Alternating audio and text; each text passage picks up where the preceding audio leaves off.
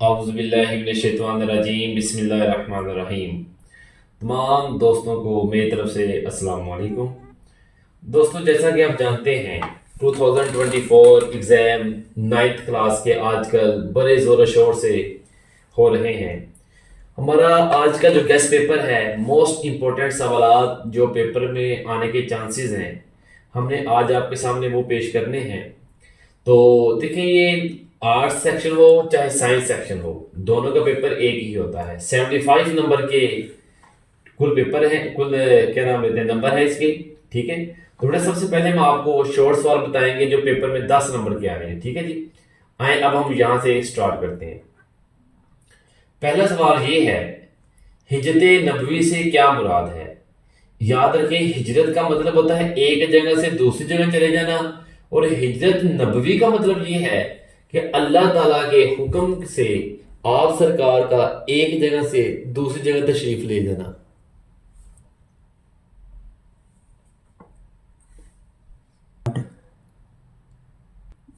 دوسرا سوال یہ ہے کہ حضرت اسما کون تھی؟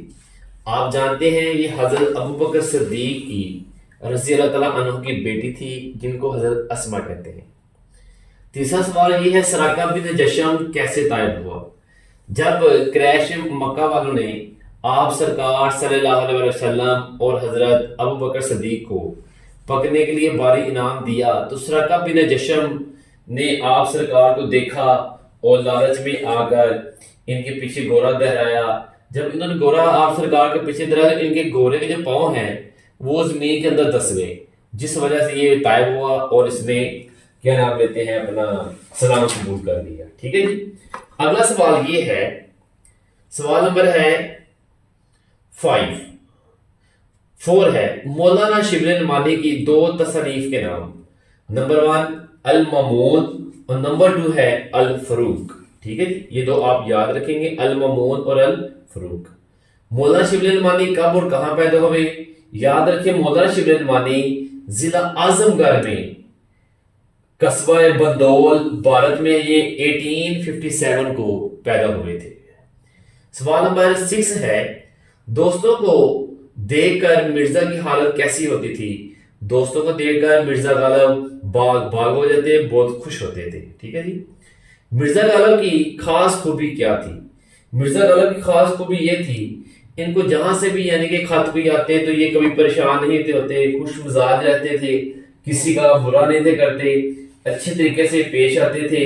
تو جو ساحل ہیں ان کے اپنا گھر سے کبھی خالی بھی نہیں تھے گئے، یہ بڑے خوش مزاج قسم کی یعنی کہ اچھی ضرافت کے مالک تھے یہ، ٹھیک ہے جی۔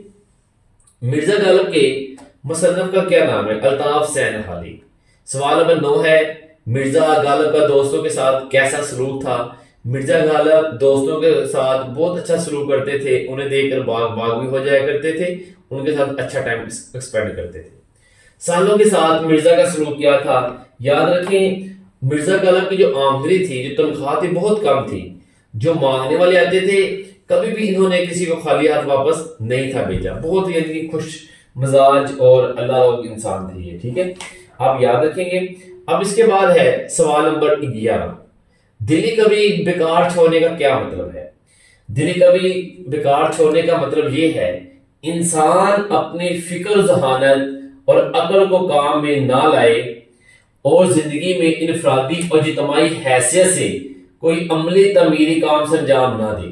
یعنی کہ اس کا مطلب یہ ہوا، قومی دلی کبھی کا مطلب یہ ہوا، بیکار چھوڑنے کا مطلب کہ انسان اپنی فکر و ذہانت کو عقل میں نہیں لے کے آ رہا، کوئی کام نہیں کرنا چاہ رہا، سستی کا مظاہرہ کر رہا ہے، یہ ساری باتیں اس کے اندر۔ انسان کب سخت اور کاہل اور وحشی ہو جاتا ہے؟ جب انسان اپنی عقل کا استعمال نہیں کرتا اور اپنے علم سے فائدہ نہیں لیتا، تو اس وقت جو انسان ہے نا، یعنی کہ اس وقت انسان بالکل سمجھ لیں کہ کاہل اور وحشی ہو جاتا ہے۔ انسان جب دل کے کبھی کو بیکار چھوڑ دیتا ہے تو انسان کاہل اور وحشی ہو جاتا ہے۔ قوم کی بہتری کیسے ممکن ہے؟ یاد رکھیں، جب آپ کسی نہ کسی بات کی فکر اور کوشش میں مصروف رہیں گے، سستی اور کاہلی چھوڑ دیں گے، تو انشاءاللہ ہماری قوم کی بہتری ممکن ہو جائے گی۔ آئیے اب ہم آپ کو بتاتے ہیں سوال نمبر 14، خواجہ باسط نے میر اور مرزا کے کلام کے بارے میں کیا فرمایا؟ خواجہ نے کہا کہ دونوں ہی بہت کمال کے بندے ہیں، لیکن میر صاحب کا کلام ہے آہ اور مرزا کا کلام ہے واہ، کیا بات ہے جی۔ شریف زادے کی غزل سن کر سودا نے کیا کہا تھا؟ سودا نے کہا تھا کہ جو لڑکے ہیں آج کل جوان ہوتے نظر ہی نہیں آتے۔ اگلا سوال یہ ہے کہ سید انشا نے اپنا سوال نمبر یہ ہے، جرت کا مصرع سن کر مرزا نے کیا کہا تھا؟ مرزا نے کہا تھا کہ اپنا اس ظلم پہ پھپتی شبت دجور کی سوجی، یہ جرات کے نے کہا تھا، ٹھیک ہے جی، آپ یاد رکھیں گے اس کو۔ بیدار نے سلیم کو جگا کر کیا پیغام دیا؟ سوال نمبر ہے آپ کے پاس، سوال نمبر 17۔ بیدار نے سلیم کو جگا کر کہا کہ صاحب زدے اٹھیے اور بلا خانے پر میاں صاحب آپ کو بلا رہے ہیں، یہ کہا تھا، ٹھیک۔ تو پھر سن لیں، بیدار نے سلیم کو جگا کر کیا پیغام دیا؟ بیدار نے سلیم کو پیغام دیا کہ صاحب زدے اٹھیے بلا خانے پر میاں بلاتے ہیں، ٹھیک ہے جی، یہ بہت اہم ہے۔ سلیم نے 4 لڑکوں کی کیا خوبیاں بیان کی؟ موسٹ امپورٹنٹ سوال جو اس سال پیپر میں آ سکتا ہے۔ سلیم نے 4 لڑکوں کے بارے میں بتایا کہ آپس میں یہ چاروں بھائی ہیں، نہ تو یہ لڑائی جھگڑا کرتے ہیں، نہ ہی گالی گلوچ کرتے ہیں، نہ قسم کھاتے ہیں، نہ جھوٹ بولتے ہیں، اور نہ ہی کسی قسم کی چھیڑچھانی کرتے ہیں، اور نہ ہی آوازیں کستے ہیں، رائٹ۔ حضرت بی کون تھی؟ اگلا کوشچن ہے اس کے اندر، حضرت بی کون تھی؟ حضرت بی ان چاروں بچوں کی، چاروں لڑکوں کی نانی تھی۔ انہوں نے سلیم کو کیا نصیحت کی کہ بیٹا برا مت ماننا، کہ بڑے مانسوں کا دستور ہے کہ جو اپنے سے بڑا مل جائے اس کو سلام کیا جاتا ہے، ٹھیک ہے جی۔ اگلا سوال یہ ہے، جمن شیخ اور جمن شیخ، سوال نمبر 20 کے اوپر ہم بات کریں گے اس وقت۔ جمن شیخ اور الگو چودھری میں دوستی کا آغاز کیسے ہوا؟ ٹھیک ہے، یاد رکھیں، جمن شیخ اور الگو چودھری میں دوستی کا آغاز اس زمانے میں ہوا جب دونوں لڑکے جمن کے پدر بزرگوار شیخ جمراتی کے روبرو زنوائے ادب دے کرتے تھے، رائٹ۔ یہ اس طرح کی ورڈنگ ہے، آپ اسی طرح کی پیپر کے اندر لکھ کر آئیں گے، بات یاد رکھیے گا، آپ اس کے علاوہ کوئی چیز نہیں لکھیں گے، موسٹ امپورٹنٹ سوال ہے، اس کو یاد رکھیں۔ الگو چودھری نے پنچ مقرر ہونے پر شیخ جمن کیوں خوش تھا؟ الگو چودھری کے پنچ مقرر ہونے پر شیخ جمن اس لیے خوش تھا کیونکہ اس کی الگو چودھری کے ساتھ دوستی تھی، اور جمن کے خیال میں یہ تھا کہ الگو چودھری فیصلہ کرتے وقت دوستی کا خیال رکھتے ہوئے اس کے حق میں فیصلہ دیں گے، لیکن ایسا نہیں تھا ہوا، ٹھیک ہے جی۔ اگلا سوال یہ ہے، الگو چودھری کا فیصلہ سن کر جمن کا رد عمل کیا تھا؟ ان کا رد عمل کیا تھا؟ بالکل، یعنی کہ جمن نے فیصلہ سنا اور سناٹے میں آ گیا، رائٹ، آپ یہ لکھیں گے، اس نے فیصلہ سنا اور جمن صاحب نے فیصلہ سنا اور سناٹے میں آ گیا، آپ بات یہ یاد رکھیں گے۔ بیماری کے باوجود میاں دفتر جانے کو کیوں تیار تھے؟ ڈاکٹر صاحب نے میاں صاحب کو ریسٹ کرنے کے لیے کہا تھا، کیا گھر پر آرام سکون کریں، لیکن گھر میں شور و گل ہی اتنا تھا۔ میاں صاحب آخر کا بیوی سے کہتا ہے، اچھا جی میں چلا ہوں آفس، آپ اپنے گھر کے کام کاج کریں، ٹھیک ہے جی۔ کوسچن نمبر ہے 24 کے اوپر ہے شیر۔ اگلا سوال یہ ہے، شور کی آلودگی سے کیا صحت پر اثر رہتا ہے؟ یاد رکھیں، ماہر نفسیات کے مطابق شور کرنے اور نیند کے دوران پرسکون ماحول میں خلل کا باعث ہی نہیں بنتا، بلکہ یہ انسانی نفسیات اور صحت پر بھی گہرے منفی اثرات چھوڑتا ہے۔ اعصاب پر اس کا بہت گہرا اثر پڑتا ہے اور بندے کو یعنی کہ ذہنی تناؤ، سماعت، بہرا پن، سر درد، ہائی بلڈ پریشر چیزیں وغیرہ سامنے پیش آ سکتی ہیں۔ اگلا سوال یہ ہے، اختر کا حلیہ بیان کریں۔ اختر کا حلیہ کیسا تھا؟ یاد رکھیں، اختر ادیر عمر کا شخص، سر کے بال بکھرے ہوئے، آنکھیں شب بیداری کی وجہ سے سرخ تھی، لباس پاجامہ اور قمیض آستینیں چڑھی ہوئی تھی، آنکھوں کے گرد حلقے زیادہ نمایاں تھے۔ اچھا، میں سوچ رہا ہوں کہ ویڈیو زیادہ لمبی ہو جائے گی، ہم آپ کو جسٹ شارٹ سوال بتاتے ہیں، اب باقی آپ بیٹا خود تیار کریں، ٹھیک ہے جی۔ اگلا سوال یہ ہے، میر نے نیم باز آنکھوں کی مستی کو کیا قرار دیا ہے؟ سوال نمبر 27، شاعر اضطراب کی حالت میں کیا کرتا ہے؟ شاعر نے اپنی کشتے سخن کے بارے میں کیا کہا؟ شاعر نے اپنی किस बदनसीबी का जिक्र किया है? याद रखें, शेख इमाम बख्श नासर किस वक्त जलसागाह पहुंचे? बहादुर शाह जफर की गजल में अपनी हसरतों से क्या कहना चाहते थे? ठीक है जी। अब हम ऊपर आपको बताने लगे दूसरा पार्ट, शॉर्ट सवाल है जो मोस्ट इंपोर्टेंट है। एक साइड हमने आपको बता दी है, ये सवाल लाजमी करेंगे। सवाल नंबर 30 है, तस्वीरें खत्म तस्वीरें अख्तर की नहीं थी, इस इंकशाफ पर तजम्मल ने क्या रद्द अमल किया? अगला सवाल है, तजम्मल ने अख्तर को कौन सी खुशखबरी दी? मजमून निगार को इम्तिहान में घबराने वाले पर हंसी क्यों आती है? मजमून निगार ने इम्तिहान दिया तो नतीजा क्या निकला? मजमून निगार के वालिद ने किस तरह से तसल्ली दी थी? हम हर खुश गुल्लू परिंदे को बुलबुल समझते हैं, इसमें किसका कसूर है?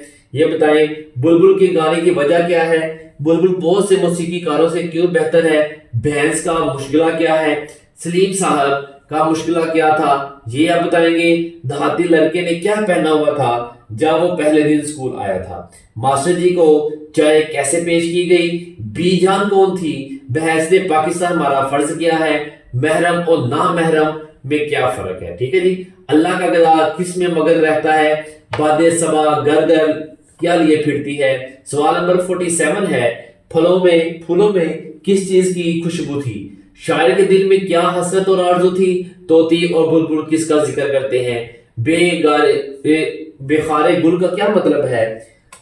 तितर अल्लाह की अजमत कैसे बयान करते हैं? जेब गुल किस चीज से खाली है? उम्मीदें बहार के लिए किस बात की जरूरत है? इकबाल ने डाली और शजर से क्या मुराद है? बरहम किस किस बात की हसरत है? शायर का कलम क्या काम करता है?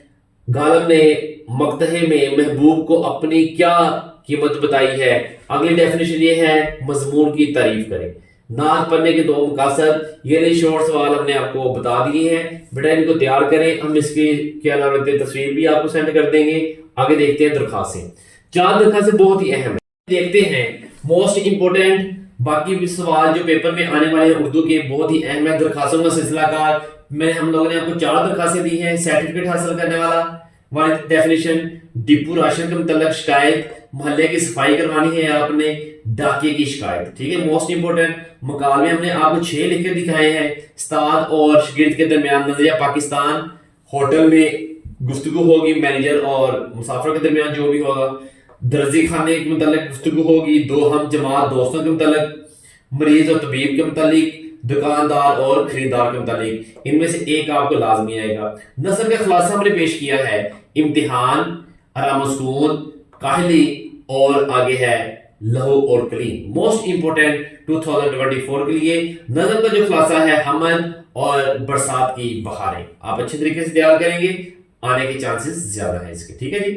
आगे हमारा सियाको सबाक आप जानते हैं 10 नंबर का आना है, हर बच्चे इसको लाजमी करेगा।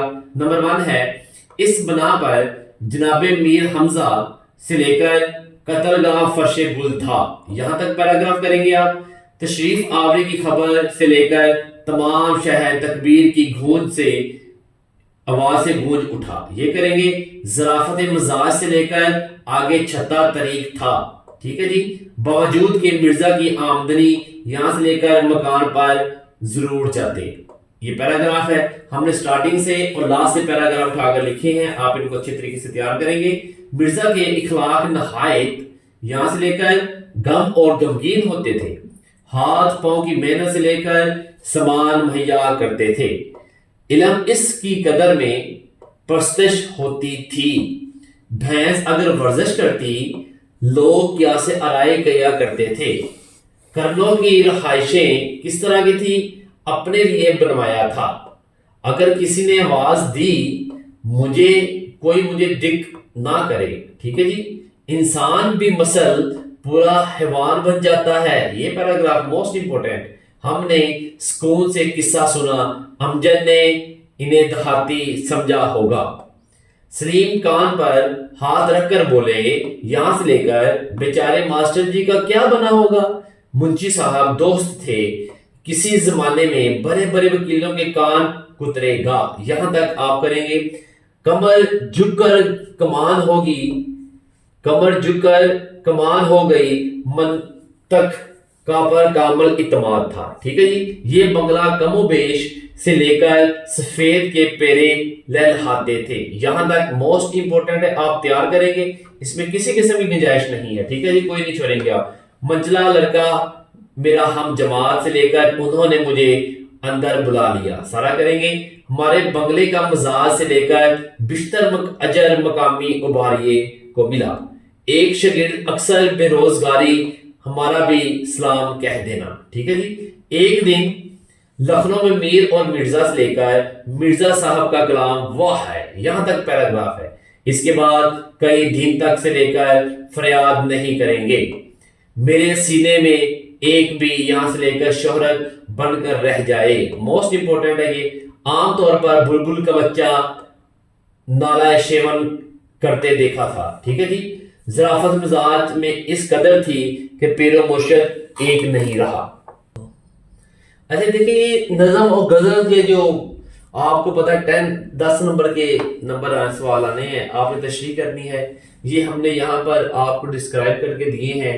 دیکھیں آپ ان کو اچھے طریقے سے تیار کریں گے. یہ بہت ہی اہم ہے.